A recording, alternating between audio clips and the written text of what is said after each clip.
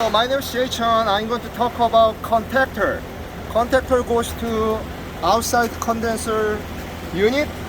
What it does is it gets hot wire from main power source to the bottom and to the top. But it shouldn't send that hot voltage all the time. So what it does is these two connector gets low voltage controlled by indoor unit from thermostat.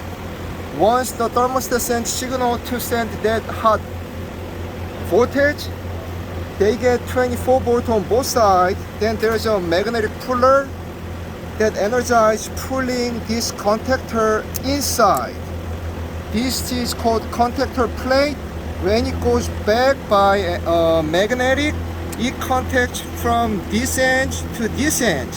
Then this top gets 240 volts that gets from the bottom. For example, this is the unit that I'm talking about. Now it's in running condition, means it gets 240 volts from the bottom. As you see,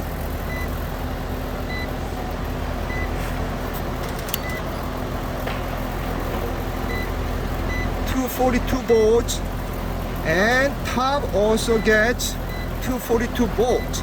That means now it supplies 240 volts to both condenser fan motor and compressor to be ready to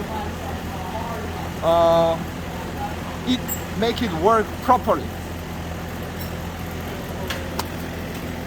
Done.